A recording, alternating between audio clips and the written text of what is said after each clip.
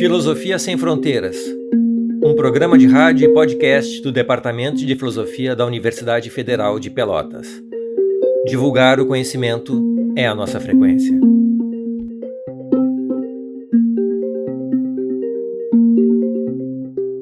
Olá a todos, estamos aqui em mais uma edição do programa Filosofia Sem Fronteiras. Hoje nós temos como convidado o professor Fabian Schulz Domingues, professor de Economia da Universidade Federal do Rio Grande do Sul. O professor Fabian, ele está sendo convidado porque ele tem algumas características ou peculiaridades especiais assim que coincidem com a proposta do nosso programa. O professor Fabian ele tem uma sólida formação em filosofia e a partir disso assim ele tomou um rumo voltado mais para um conhecimento exato, né? Em especial a economia, fazendo inclusive doutorado e agora inclusive como professor de economia, não sei exatamente qual a disciplina que ele trabalha. Por isso que vamos começar o programa assim, já te convidando a fazer a tua apresentação, Fábio. Qual é a tua formação e interesse? E a partir daí, então, vamos começar a fazer algumas perguntas para ti, ok? Ok, professor Miralha, então, olá todo mundo, agradeço muito o convite, tá?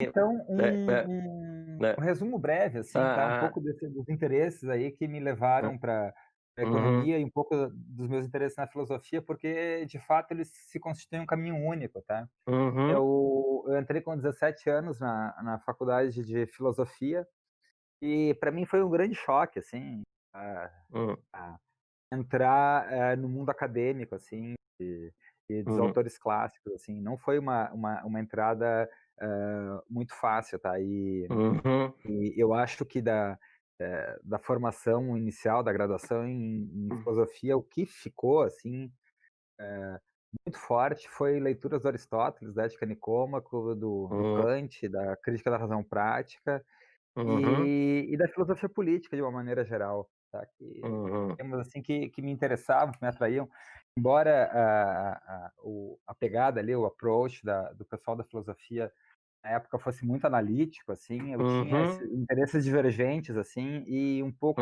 isso se expressou no meu trabalho lá de conclusão de curso, que eu fiz uma análise da crítica que o Frege faz ao psicologismo lógico, ao alegado psicologismo lógico do John Stuart Mill. E, enfim, um pouco esse foi o percurso da graduação, assim, foi bastante difícil, assim, bastante árduo, num certo sentido, e num outro sentido muito rico, porque isso permitiu fazer perguntas posteriores aí que me levaram para outros caminhos. Então, então isso aconteceu que eu estava terminando na verdade, eu estava terminando o curso de filosofia e ainda estava numa transição para o mestrado. Eu fiz, um curso aconteceram 2 coisas, tá. Eu fiz um curso de História do Pensamento Econômico com o professor Pedro Fonseca, ali no Clube de Cultura da Ramiro, e é é é a disciplina que eu ministro, né. Ramiro, em Porto Alegre, ok. Eu sou professor de História do Pensamento Econômico e a disciplina essa que eu assisti de economia pela primeira vez era uma disciplina de História do Pensamento Econômico e a gente tinha uma formação grande na filosofia dos filósofos políticos, né, e num certo sentido o curso de História do Pensamento Econômico é uma outra parte do mesmo programa, né. Porque, por exemplo, o grande expoente do iluminismo escocês é o Adam Smith, que inclusive é na verdade, um dos responsáveis, assim, pela minha entrada no curso de economia, porque ele na verdade, ele é um autor de filosofia, né, o Smith, ele é professor em Glasgow e gostaria de ser lembrado pela teoria dos sentimentos morais. Exatamente, é isso que eu até sublinhar. E não é lembrado por isso, né? Inclusive tem gente que diz que para tu entender a obra econômica dele, tu não pode dissociar desse lastro ético e moral que está nessa obra que ele toma como principal. Mas Isso, continua, isso. amigo, vai. É. Inclusive porque o projeto do Adam Smith é um projeto iluminista num sentido forte, tá? Num caráter Uhum. sistemático, num caráter racionalista. Então, a professora Christel Frick, que é Hum. uma filósofa alemã que agora está na Noruega, Uhum. ela tem um trabalho muito interessante que mostra a influência do Adam Smith no campo. E Hum. várias Hum. discussões, e inclusive a própria questão do imperativo da moralidade, imperativo categórico, da professora Hum. Frickel, foi inspirada no Observador Imparcial do Adam Smith, que é um tema que depois o John Sim, Rawls sim, sim, sim. retoma. Uhum, uhum, uhum. E Aliás, deixa eu assim, ó, enfim, então a gente pode talvez explorar isso um pouco mais adiante, mas porque a gente, na verdade, recebe a imagem do Adam Smith assim como uma espécie de caricatura do liberalismo radical, né? Assim, de que deixa o mercado livre e o Estado não deve se meter em nada. Procede essa caricatura? Porque às vezes as caricaturas têm, né, tem alguma fonte de verdade. Mas me parece que tem uma baita simplificação nesse o tipo que o que o professor Smith, gostaria de mostrar e Hum, mostra, é que existem um conjunto de leis, que têm um funcionamento independente das demais leis sociais, que são as leis da economia.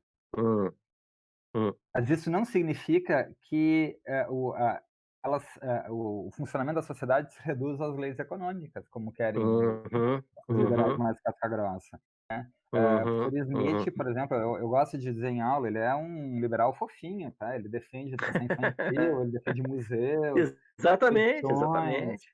né, Ó, e enfim, tá, e ele é um defende liberal, ele é inclusive. um liberal clássico, né? Não é um neoliberal, que é como querem também vestir ele, digamos, né? Isso, Enfim, isso, e é. defende, por exemplo, obras públicas, tá, que os É. portos sejam públicos, não sejam Uhum, privatizados, por exemplo, tá. uhum, Porque, uhum, nem sempre o interesse do indivíduo é o interesse da nação, uhum.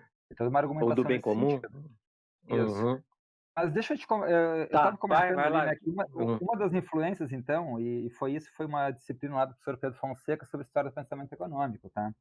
E me levou aí a descobrir o Adam Smith, não só o Adam Smith, tá, mas, por exemplo, outros autores que eu conhecia da filosofia e não conhecia a parte econômica, por exemplo, o David Hume, tá, que é um interlocutor do Smith também nos assuntos Uhum, econômicos, uhum, uhum, o próprio Hobbes, também, enfim, a gente leu com muito mais atenção na economia o Marx, né, o Marx ele é lido com rigor, assim, um rigor que a gente não uhum, tinha na uhum, filosofia. O materialismo dialético é discutido com mais profundidade.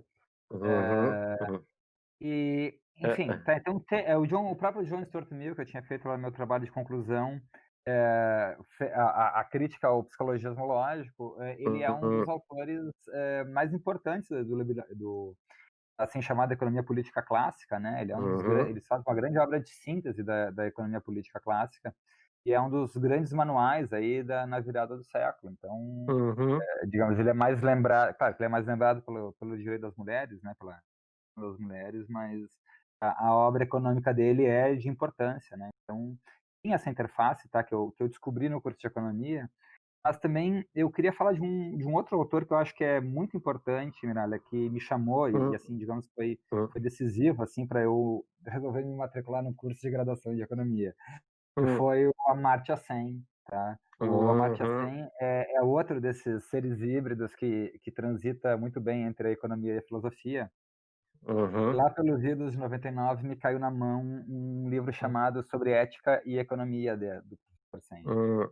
Sim, um É um clássico, né? Aham. um livro em que ele mostra, né, assim, que embora, exista e hoje prevaleça uma concepção que ele chama engenheira da economia, a origem da economia é a economia política clássica lá, é isso que a gente estava Uhum, falando agora, o Smith, mas não uhum, só, tá, ele vai além, tá, uhum, ele retoma várias vezes, porque eu fiz um trabalho sobre isso, ele retoma várias vezes o pensamento do Aristóteles. E uma frase lá, uma tese da Ética Nicômaco, de que a riqueza evidentemente não é o bem supremo, né, não é o bem maior, tá. uhum, E e é a partir dessa ideia de que a riqueza se diz de maneira multidimensional, o Amartya Sen faz uma série de contribuições para a economia, né, e uma delas é justamente, argumentar de que a riqueza, ela é sobretudo ela está por trás da concepção de riqueza, uma concepção filosófica do que é a riqueza. E essa Uhum. concepção, filosófica mais geral, ela tem implicações profundas aí no caso do Sen, é na implantação de políticas públicas. Então ele, Hum.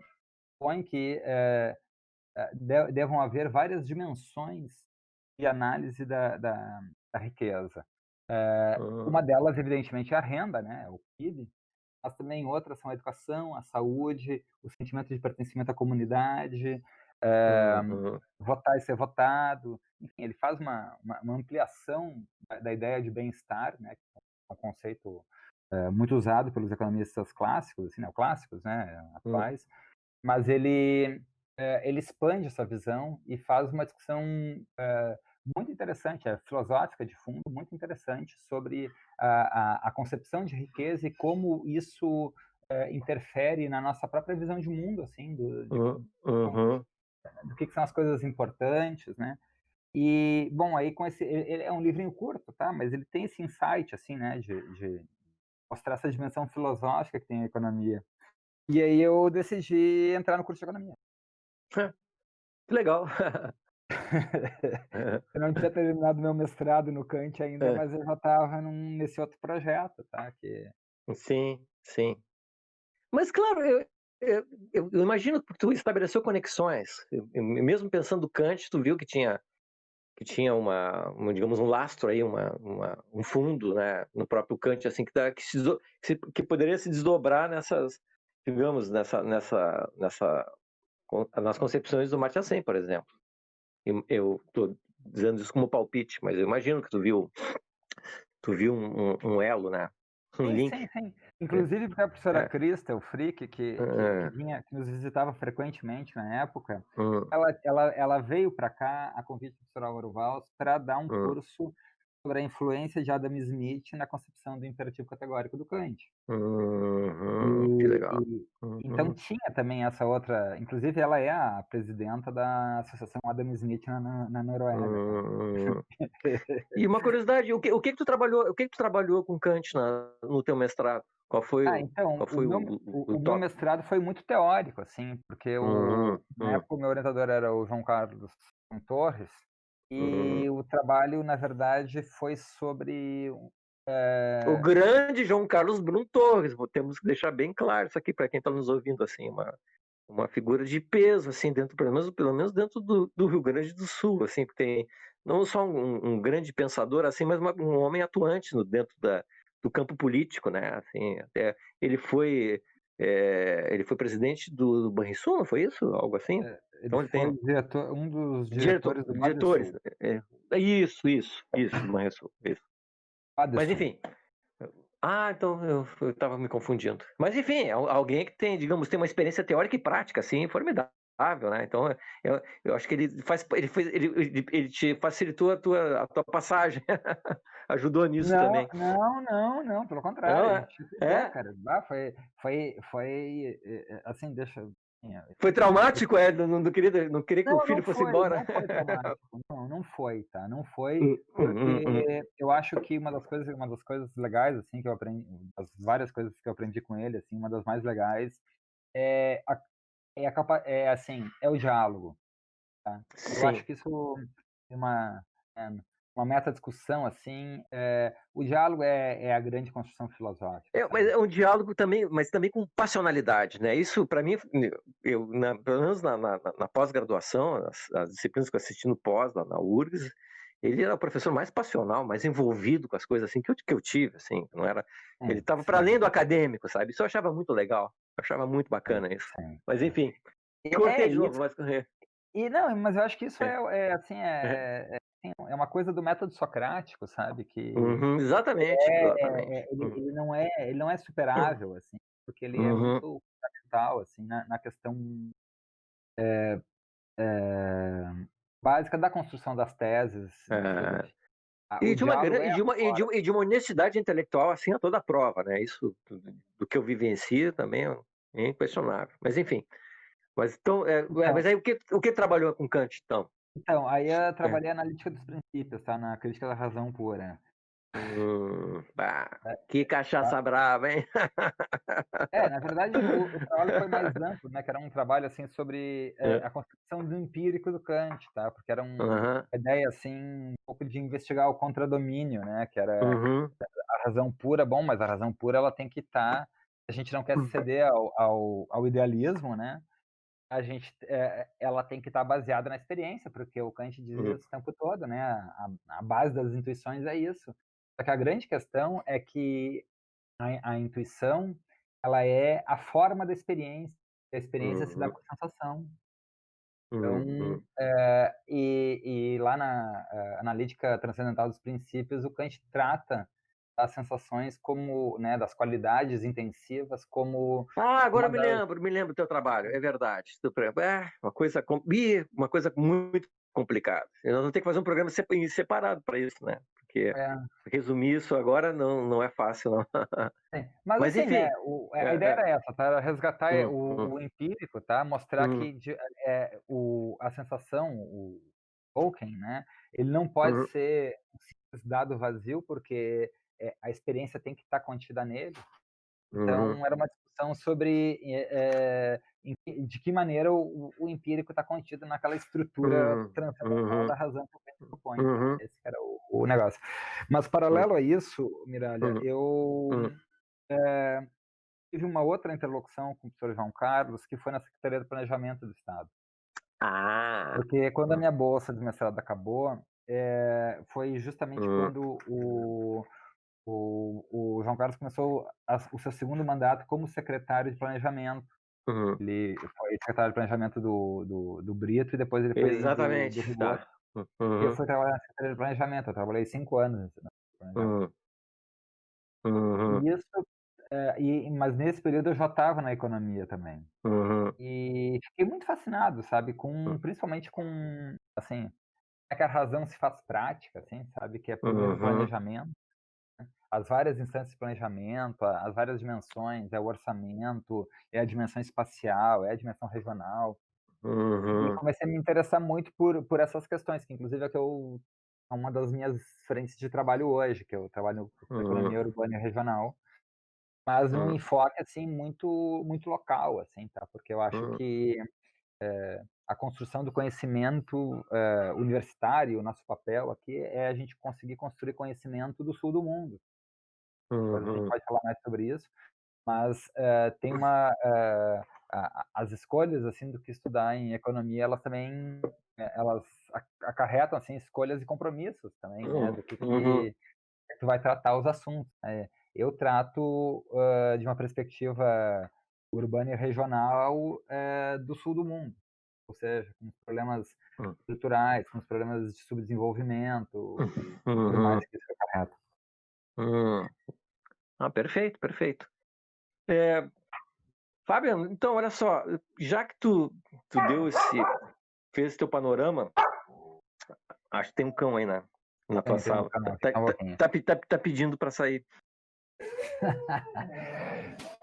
Eu fiz assim, até eu adiantei algumas coisas para a gente discutir, e aí tem uma primeira pergunta que ela começa assim, como também já acho que tu vai sentir à vontade com relação a isso, que ela tem, digamos, um forte sotaque filosófico, essa pergunta.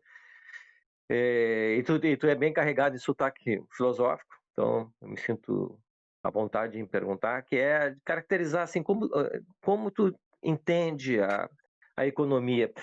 E a provocação está no seguinte sentido assim, ó, tem um autor até que eu tinha comentado contigo, que é o Hamjong Chang, que tem, digamos, ele tem um esforço de popularização e das coisas que ele faz, assim, é desmistificar algumas ideias que se tem sobre economia. E uma das coisas que mais me chamou a atenção um manualzinho que ele tem, um dos manuais que ele tem, que ele coloca assim para tu nunca confiar, nunca confiar no economista e dizer que a economia não é uma ciência.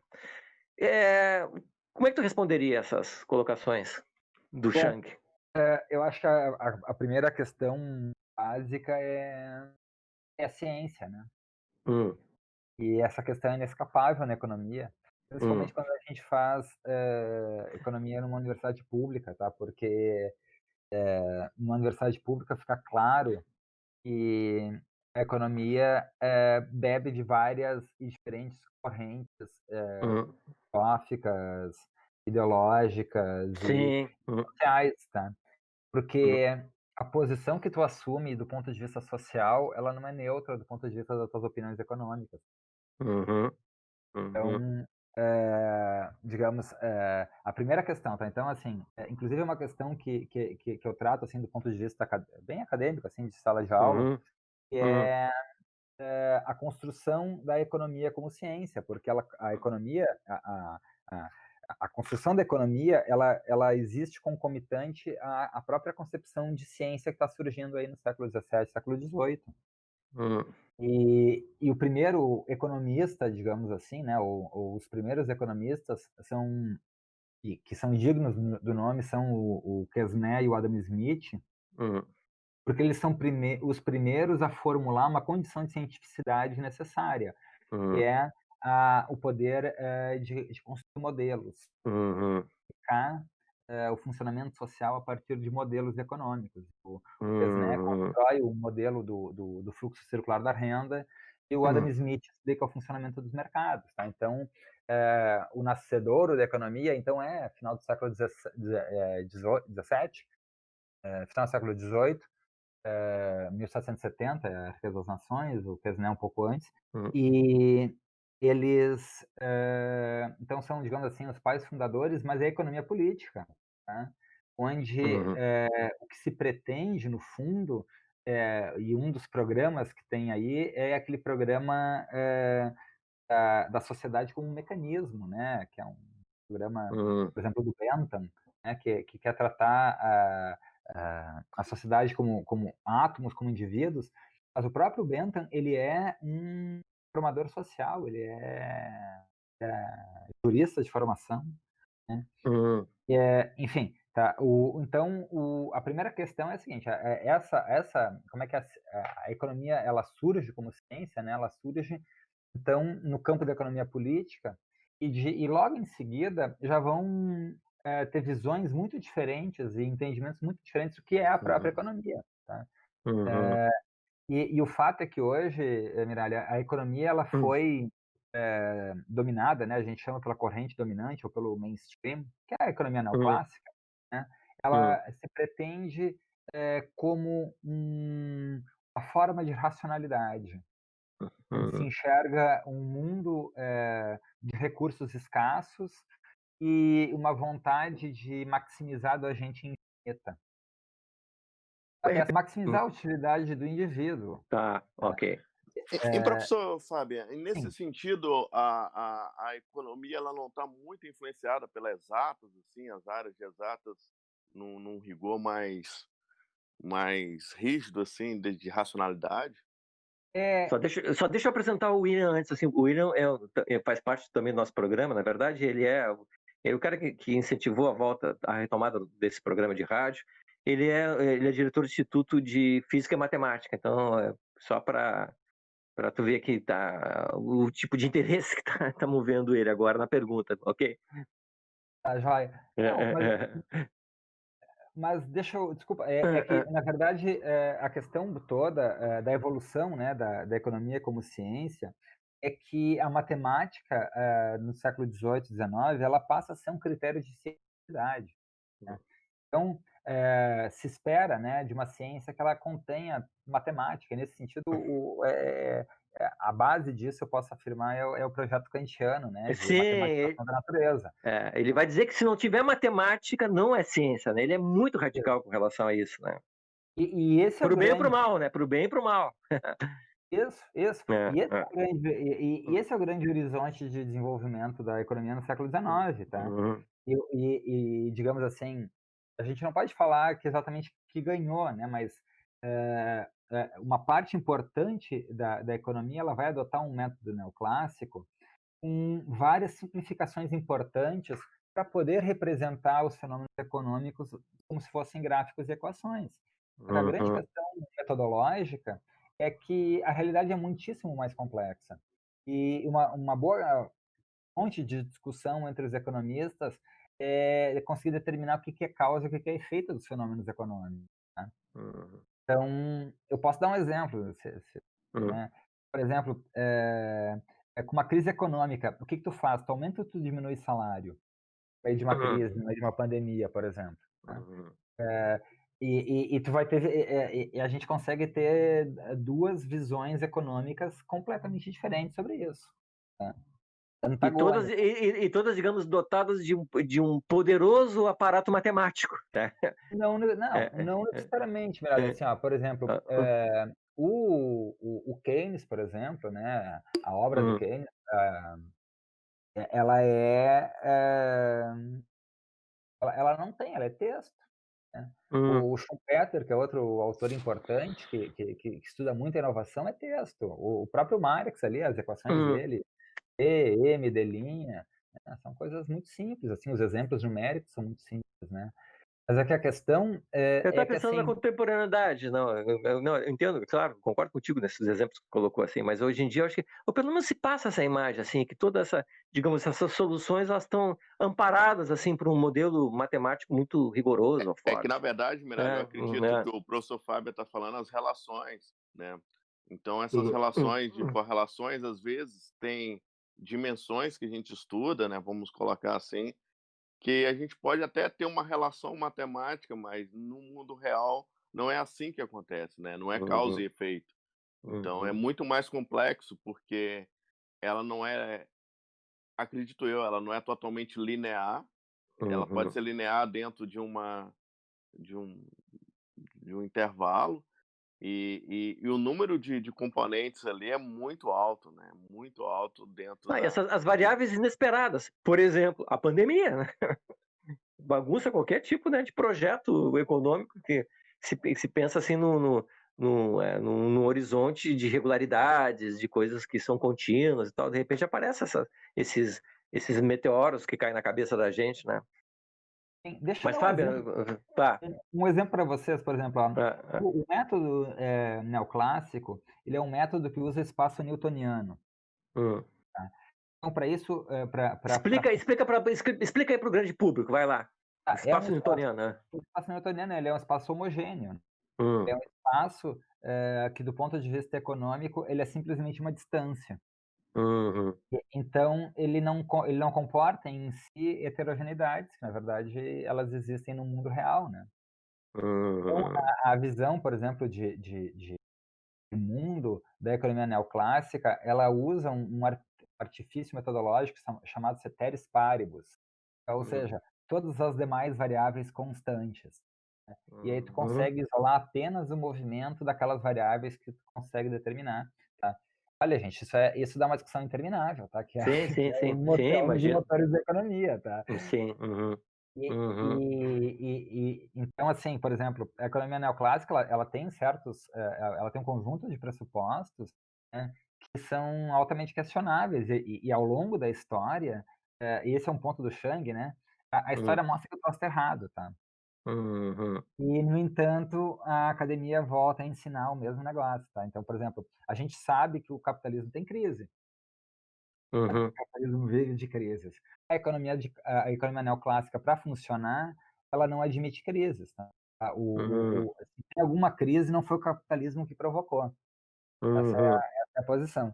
Do mesmo modo, a posição neoclássica diz que não existe desemprego voluntário, tá?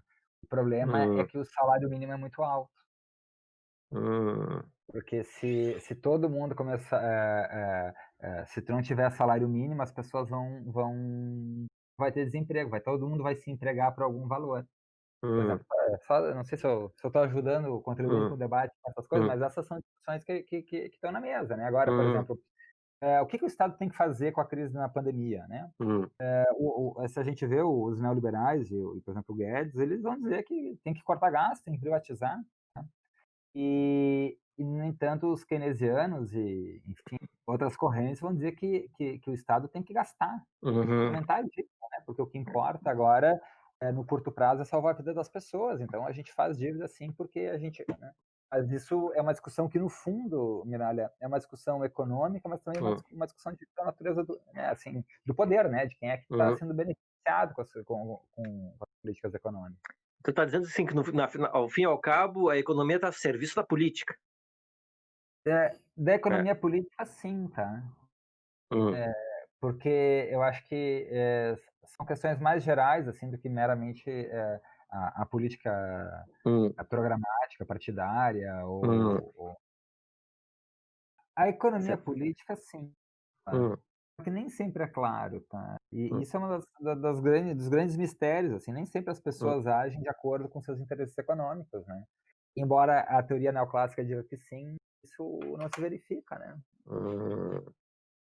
Não, são questões bastante técnicas, assim, para não sei o quanto a gente pode explorar isso, mas eu estava até pensando aqui, ó, eu não sei até onde já me respondeu uma das perguntas que eu tinha cogitado e passado, assim, para tu já refletir antes. Assim, pensar, eu não sei se não ficou comprometida essa minha pergunta, que era explicar para nós qual é o papel do conhecimento econômico para a situação que nós estamos vivendo agora. O que a gente pode tirar, assim, dizemos assim, olha, a economia nos diz que numa situação como essa, nós temos que fazer assim ou assado. Então, o que a economia nos diz, e aí a economia de novo, né? Ela, na minha concepção, a história tem que ser um espaço de aprendizado, né? A gente tem que olhar a teoria pode estar logicamente perfeita, mas a gente olha que na história, quando se seguiu essa teoria, a coisa não deu certo. Então, o que o conhecimento econômico pode nos ajudar para a situação de agora? A gente tem que voltar a ler a teoria geral do Keynes. Tá? A gente tem que voltar a considerar o papel fundamental que o Estado tem no sistema econômico. Tá? E te digo mais, a crise vai mostrar que não existe Estado sem governo. Desculpa, não existe mercado sem governo. Tá? O Estado é fundamental para que os mercados funcionem. E posso dar vários exemplos, né? O primeiro deles é a garantia da moeda, tá? Se não tem um governo que garanta a moeda, tu não tem transação, né? É simples assim. Sim. E é bem interessante, né, Fábio? Um discurso de um presidente muda toda a variação de negócios, né? É incrível, assim, um efeito. Sim. Eu estava vendo saiu um artigo do Núcleo de Estudos e Pesquisas sobre a América do Sul, ali da Faculdade de Economia. A Venezuela teve alguma coisa, 30 mortes, alguma coisa assim. E porque é uma outra concepção, né? De estrutura de sociedade, inclusive. Claro. Mas então, pois é, mas eu fico.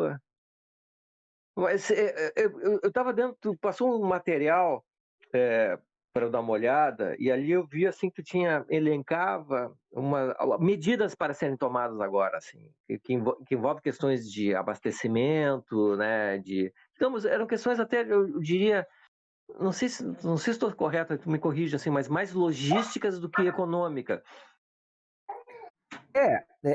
Digamos assim, tu tem uma articulação econômica nisso, tá? O que acontece? Uma das questões econômicas aí da pandemia é o comprometimento, em certa medida, do abastecimento de longa distância.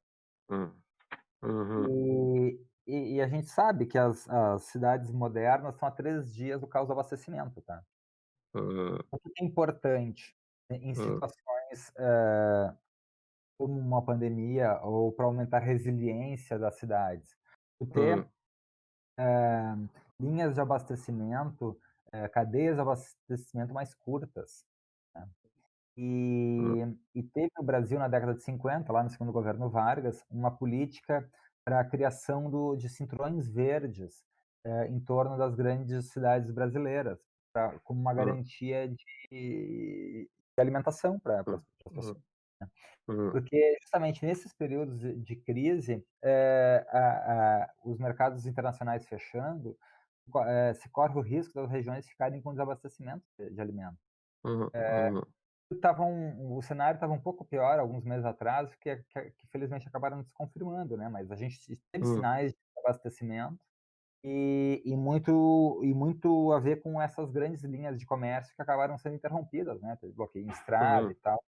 Então, como uma forma de garantir a segurança alimentar e nutricional da cidade, é desejável, aconselhável que as cidades criem cinturões verdes e que mantenham aqueles que elas têm, né. Porto Alegre tem um que foi bastante ameaçado aí pela especulação imobiliária, então a atividade agrícola diminuiu muito, mas ela é uma atividade importante, não só do ponto de vista econômico, ela é uma atividade importante do ponto de vista social, né, porque ela garante Uhum. alimentação. Mas olha só, Fábio, eu vou ser sincero, assim, ó, eu até uma coisa que eu tinha discutido com o William tempos atrás, assim, eu fiquei, quando começou a questão dessa pandemia, eu fiquei em pânico. Eu cheguei a pensar assim, sabe, que depois de um mês a gente ia ter saques já em supermercados e tal. Mas parece que as coisas estão resistindo. Tu acha que isso é por algum tipo de inércia ou teve algum tipo de ação efetiva para sanar esse tipo de dificuldade? Porque as coisas, mal ou bem, assim, então a gente tem acesso aos alimentos, algumas pessoas conseguem comprar. Na verdade, eu queria te perguntar qual é que é o cenário mesmo que tá, o cenário econômico que a gente está vivendo agora, assim. O que está comprometido? O que está comprometido, assim, digamos, por muitos anos pela frente? Ou nada? Ou tá, as coisas, se a economia voltar daqui um mês, tudo volta ao normal ou não? O que tu acha disso?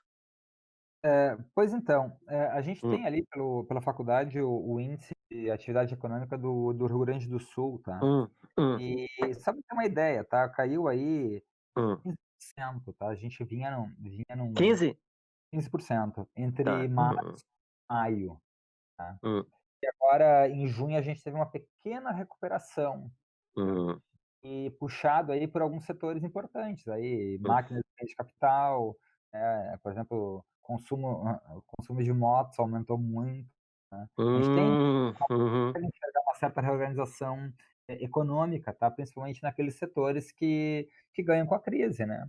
Sim, a Então, informática, por exemplo, eu fui comprar um aparelhinho para amplificar o sinal de internet, já não existe mais, está tudo esgotado. Essas coisas, algumas coisas estão dando lucro, né? Sem dúvida.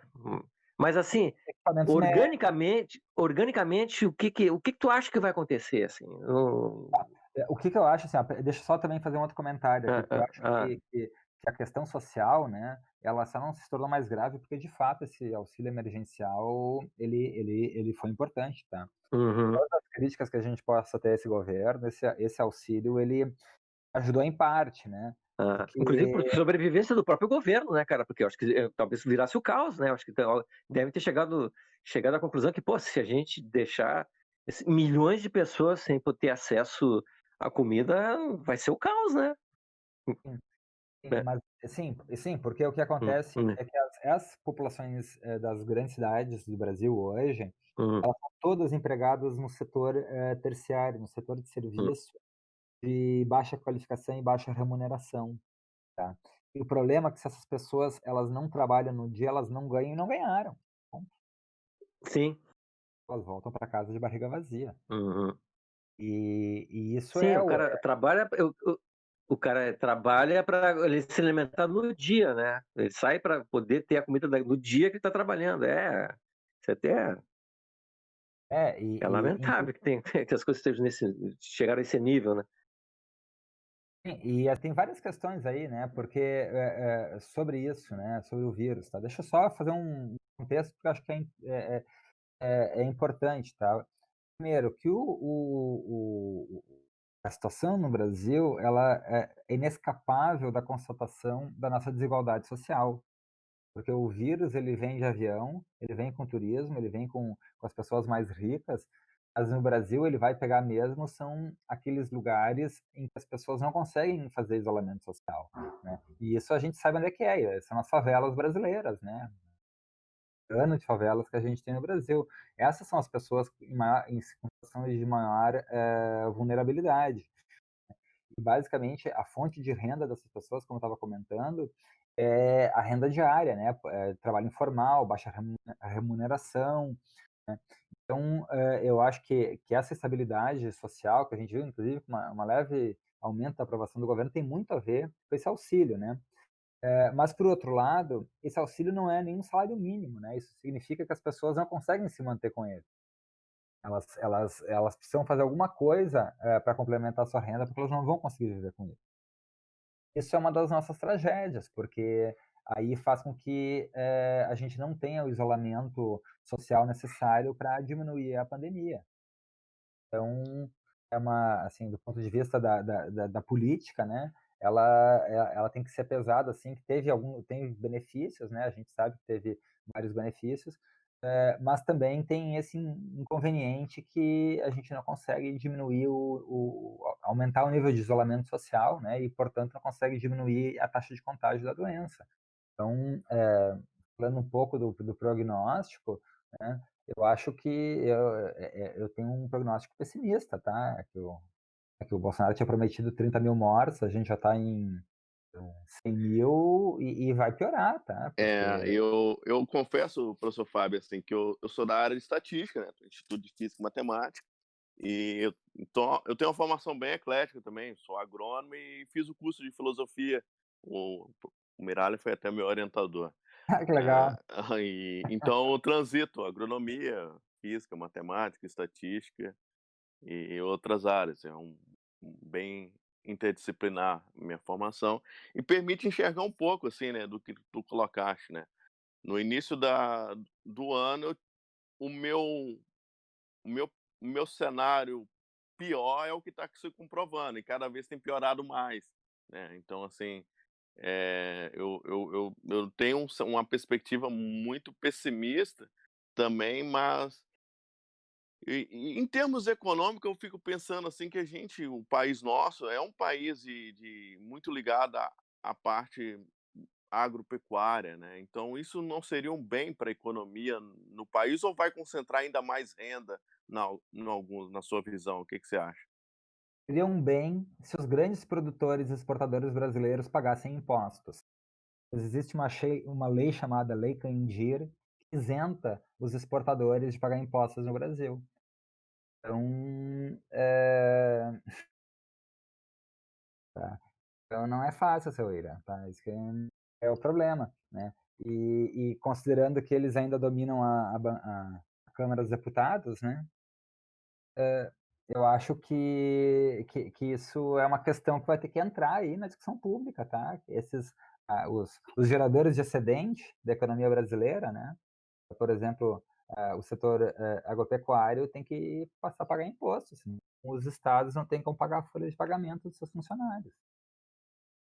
Esse é um ponto, né, que eu sempre discuto com o Miralha, né, que a pandemia ela está mostrando nossas feridas, né, nossas desigualdades, nossa falta de infraestrutura em saúde, né. Eu tive a oportunidade de morar no Amazonas, eu já conhecia a estrutura do interior do Amazonas e uma das razões para a gente voltar aqui para minha esposa é gaúcha, né, para voltar aqui para o sul, era muito ligada à questão da saúde, né. Então em 2009 que a gente retornou ao Rio Grande do Sul. Mas a gente já vê, assim, a precariedade que tem, né, em várias regiões do país, né.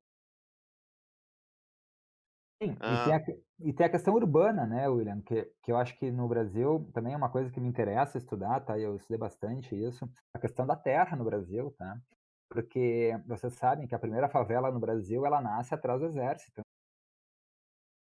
Os vitoriosos da Guerra de Canudos vão para trás do exército no Rio de Janeiro e aí lá nasce a primeira favela, tá, então, o que eu quero dizer com isso é que a favela e a estrutura precária da posse de terra no Brasil tem a ver com o funcionamento do nosso Estado também.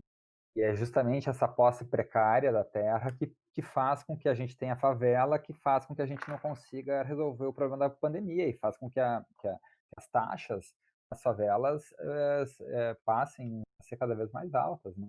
Então, que vai ser, de fato, onde vai se concentrar, né? Ainda, ainda não está acontecendo. Eu tenho acompanhado alguma coisa de São Paulo, que já tem, né, muito nas favelas, né, no Rio, mas isso vai ser no Brasil inteiro, né? Por uma questão social, uma questão de que as pessoas não conseguem manter o isolamento social, né? não, perfeito. E em relação, assim, como é que fica vamos pensar, assim, em termos econômicos, a questão da educação, Fábio, como é que você vê, assim, porque é uma relação bem complexa, né, uma dimensão no mundo inteiro, e nosso país ainda mais com uma desigualdade muito muito clara, né, até a gente ter uma vacina, essa vacina ser amplamente, eh, aplicada aí à população para a gente voltar a ter uma vida minimamente similar ao que a gente viu antes da pandemia, pode demorar um tempo muito. E como é que ficaria em termos econômicos, assim, a essa questão da educação, né, pensando que, se não me engano, acho que no ensino médio no Rio Grande do Sul são mais de 90% dos alunos nas escolas públicas, né, tanto é que a Universidade Federal de Pelotas tem um sistema, eh, similar a um vestibular acelerado, o PAV, né, que garante 90% para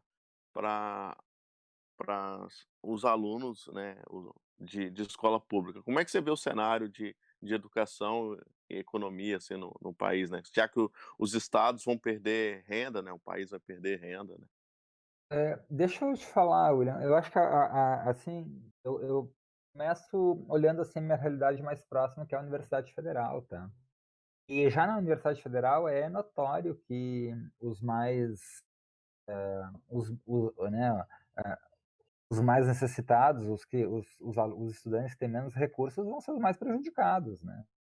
Porque aí tem algumas questões, assim, né, porque, por exemplo, para a educação hoje, a infraestrutura de internet tem que ser pública, tá. Cada estudante do Brasil tem que ter acesso à banda larga de internet, né. Aí a gente pode pensar: "Nossa, mas deve ser muito, né?". Mas se a gente pensar que tem mais de 200 milhões de aparelhos de telefone no Brasil, não é, né. Quer dizer, as coisas estão mal distribuídas, mas, enfim, né, assim, a questão então tem que ter acesso à internet, tá, isso quem vai ter que providenciar é o poder público, tá, nas suas diferentes esferas. Tem que ter equipamento, né, laptop, tablet, tem que ter lugar para as pessoas estudarem, né. Então a gente volta de novo, né, os estudantes mais pobres que têm menos, espaço para estudar, né, porque uma das dimensões da pobreza, né, da Amartya Sen, é justamente a falta de espaço adequado, né, então, espaço adequado é um bem, né, um luxo, né. E então, assim, acho que se a gente olha, assim, a primeira avaliação, tá, a primeira avaliação é terrível, tá. De fato, os menos, né, os que mais precisam do apoio e vão ser os mais prejudicados, tá. Os mais pobres vão ser, com certeza, os mais prejudicados, não tem a menor dúvida disso, já estão sendo, tá. Mas a questão é que, para além dessas questões, digamos, de acesso e questões técnicas, tem a própria dificuldade de uma educação online para criar, por exemplo, a minha irmã tem criança em pré-escola, na primeira, segunda série, né, e é muito difícil, né, então, com certeza a gente tem um prejuízo aí, né, um prejuízo, assim, praticamente irrecuperável, né. A margem, um ganho ali, porque as crianças aprendem a mexer com equipamento de informática mais cedo, né, mas não tem socialização, né, não tem várias dimensões aí do aprendizado que não são simplesmente conteúdo, né. Isso é muito complicado. Então, bom, aí a gente tem as escolas privadas, né, que também, tem várias questões aí, eu não posso deixar de prestar minha solidariedade aos professores das redes privadas.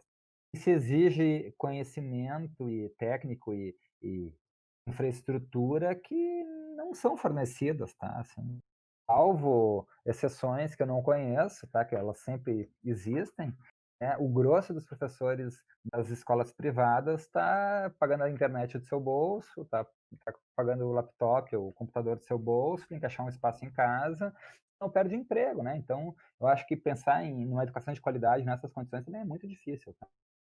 Mas enfim, né, eu acho que assim, só pra fazer um resumo, né, o quadro tá, tanto do ponto de vista dos níveis de ensino, quanto do ponto de vista privado e público, eu acho que a situação é muito complicada e tem que ser feito algum tipo de grandes consórcios aí, né, públicos, tá. Eu sei que no nível superior a Rede Nacional de Pesquisa está abrindo um edital, né, para acesso à internet. Então, esse tipo de iniciativa que tem que ser saudada aí, né. Não, perfeito, professor Fábio. Eu vejo que a dimensão da educação, né, talvez seja, na minha perspectiva, uma forma de democratização dessa de deixar do conhecimento e, além disso, uma forma de redução da desigualdade, né. Acho que sem um alto investimento em educação, dificilmente a gente terá uma sociedade mais mais equânime, né, vamos colocar assim, não precisa ser igual, mas que não tenha desigualdades tão alta, né. Acho que a transformação de muitas famílias, vidas aí, passa pela educação, e eu vejo que é uma área que sim, vai ter um prejuízo aí em várias áreas aí muito grande, né. Então, são futuras gerações que já vai ter que ser pensado, né, com novas estratégias aí. Eu queria fazer uma pergunta, assim, de encerramento pro Fábio, que é ver o que ele acha, assim, da questão, assim, se não é inevitável, com esse efeito da pandemia, assim, que necessariamente os estados vão ter obrigatoriamente, o estado não vai poder ser tão mínimo assim, vai ter que investir mais em saúde, sabe? A começar pelo fato de que tudo indica que essa não vai ser a última pandemia, né? Porque cada vez a densidade humana está maior no planeta, a predisposição para acontecer esse tipo de doença, assim, cada vez se amplia mais. Então, não tem que ter, digamos assim, não tem que se pensar em prevenção, que inevitavelmente tem que ser, é, digamos, feita pelos estados, né? Porque isso não é algo digamos, que pode estar, digamos, na responsabilidade do indivíduo, né, separadamente. O que tu acha disso? Eu acho que sim, tá, Miralha? Eu acho que sim. Eu acho que a gente vai viver um período nos próximos anos de fortalecimento do poder do Estado, mas isso não necessariamente é Uhum, bom, né. uhum, O uhum, Estado pode fortalecer, por exemplo, o seu poder militar, o seu poder de polícia, né, sim, e uhum, em vez de praticar política pública na área da saúde, praticar repressão. Então, uhum, esse é um risco real uhum, que a gente corre, tá. E exatamente no momento, assim, em que de maior convulsão social, tá, o apelo ao uso da força, ele passa a ser, assim, uhum, digamos, mais atraente para os governantes de plantão. Gostaria que não fosse uhum, assim, tá, mas eu acho que uhum, a gente podia falar também do contexto geopolítico, né, um pouquinho, mas, o que a gente tem visto é um acirramento, né, das assim chamadas potências, né, e em vários sentidos, assim, um clima de disputa muito próximo àquele que antecedeu a Primeira Guerra Mundial, tá, de zonas de influência por exemplo, agora a gente corre um risco sério de ter, uma guerra na nossa fronteira, né, com a Venezuela, né. uhum, E isso é fortalecimento do poder do Estado, tá, mas, uhum, eh, não necessariamente naquilo que nós, cidadãos, né, achamos que uhum, ele tem que ser, tá. Então, eh, eu acho que a minha resposta, assim, normativa deveria ser sim, né, os estados uhum, deveriam uhum, investir mais em saúde, mas do ponto de vista da Realpolitik, né, como é que uhum, nossos atores políticos têm, se portado, né, parece que outras, questões estão em vista aí, e não necessariamente para o bem coletivo. uhum. Fábio, eu só queria uma opinião sua, assim, alguém que trabalha com economia, né, tá muito na discussão, É. só para o Miralho estava finalizando, mas, assim, Não, fica à vontade, por favor. mas é uma questão, assim, que eu acompanho, né, os debates, é a questão da renda mínima nacional, mundial. Como é que você vê isso, como uma necessidade ou uma utopia? Ou isso não serve mesmo? Ou isso seria bom? Na sua experiência, assim, com a visão mais econômica, assim.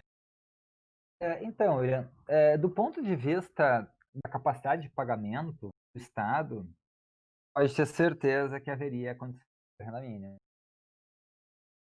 A questão é que tu tem um grupo dentro do do país, muito poderoso, toma 30.000 famílias e detém os assim chamados títulos da dívida do governo, e que fazem com que uma boa parte da a renda gerada no país, das riquezas geradas no país, sejam pagas na forma de títulos de dívida, né.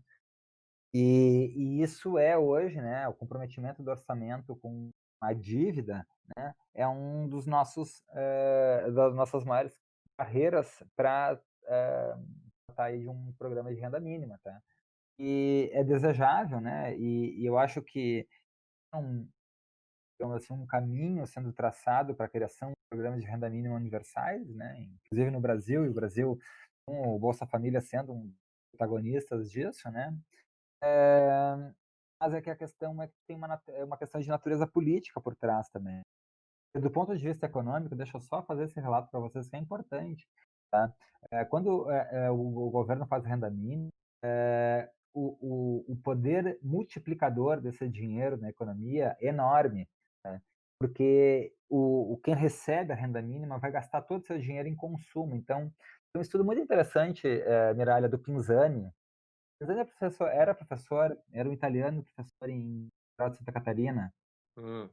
e ele faz um estudo do Vale do Jequitinhonha, sobre os efeitos do Bolsa Família lá, né. E o que ele mostra é que não só, as famílias de fato, né, conseguiram sair da linha da miséria, mas como, os beneficiários foram, os comércios, então aquelas lojinhas de comércio deixaram de vender só cachaça e rapadura e passaram a ter um mini supermercado.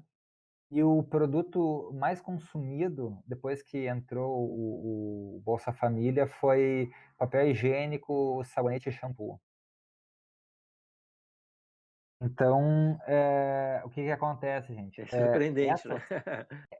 Essa renda faz com que a economia seja dinamizada, tá. Por isso que num dado momento a resistência ao Bolsa Família caiu muito por parte dos empresários, porque de fato eles vendem, né, 100% do dinheiro dado para esses programas ele é gasto em consumo.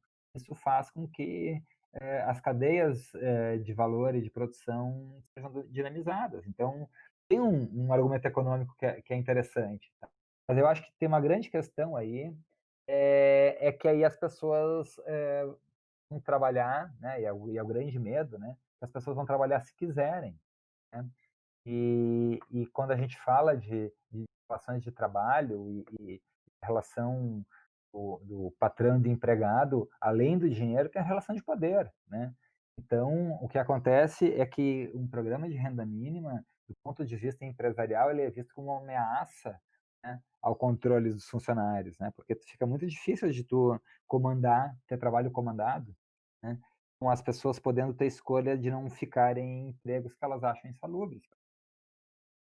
Então tu tem uma resistência enorme, tá. Exatamente, Embora a ideia seja exatamente. boa, existem resistências É. enormes para que isso aconteça.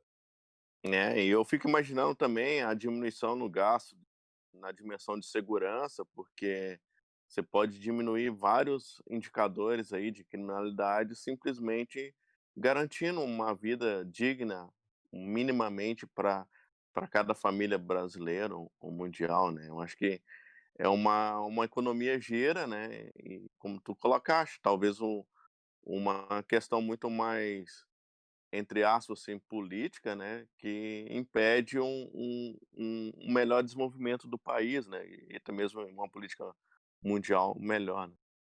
Eu vou ter que ser o cara chato, porque passamos do tempo e, bom, estamos encerrando o programa. Eu só tenho a agradecer ao doutor, professor Fábio Chose, da Universidade Federal do Rio Grande do Sul, agora acertando, né, onde trabalha realmente.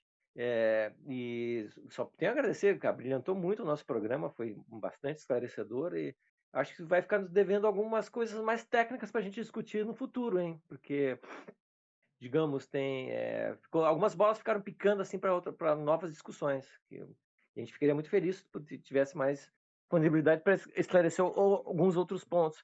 Por exemplo, essa questão aí da renda mínima, eu acho que mereceria um programa inteiro sobre isso, né? Que é bastante interessante e delicado. Então, te agradeço de coração, assim, muito obrigado pelo tempo que nos cedeu e então até a próxima. Obrigado, Fábio. Tá joia, obrigado, gente, à disposição. Só combinar outra, professor Minalha. Ok, terminado o programa, então.